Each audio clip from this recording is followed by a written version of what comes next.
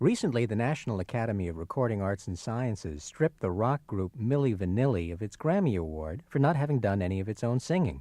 Fine, but why did they stop there? Audrey Hepburn didn't do any of her own singing in My Fair Lady. Jennifer Beals didn't do any of her own dancing in Flashdance. Bob Hope, as everyone knows, doesn't write any of his own jokes. Why didn't they get the axe? Because they were already successful. And in Hollywood, as elsewhere, success covers a multitude of sins. According to Justin Kaplan, the editor of the latest edition of Bartlett's Famous Quotations, just about every famous presidential remark since Woodrow Wilson came from someone else. FDR's "We have nothing to fear but fear itself" was probably written by Judge Samuel Rosenman. Kennedy's "Ask Not" by Ted Sorensen.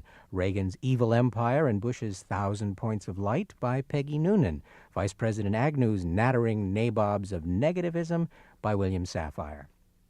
Even the normally silver-tongued Winston Churchill borrowed an occasional ingot or two of eloquence from someone else. The term "the Iron Curtain" was a steal from Joseph Goebbels, the propaganda minister of Nazi Germany. Kennedy, incidentally, showed an early aptitude for appropriation. While still a senator, he took credit and a Pulitzer Prize for Profiles in Courage, a book he didn't write. And Martin Luther King, as we recently learned, though he hardly needed to, was not above making Paul Tillich into a voice of his own.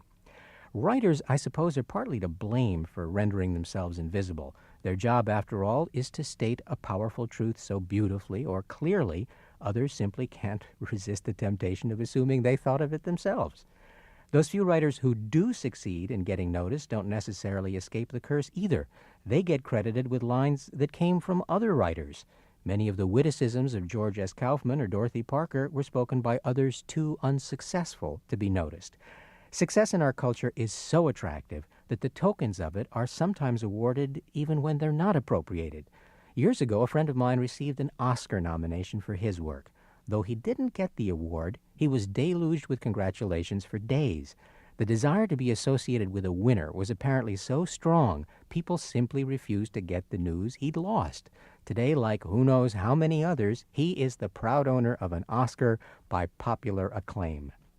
In fact, before my time is up, I'd like to come clean myself. I, too, have been taking credit for something I never did. For years, I've been telling friends that the best way to politely dispose of an unwanted telephone call is to hang up while you're doing the talking. The caller is sure to assume it was a technical problem. After all, who would ever hang up on himself? Well, not only have I never done this, I didn't even think it up.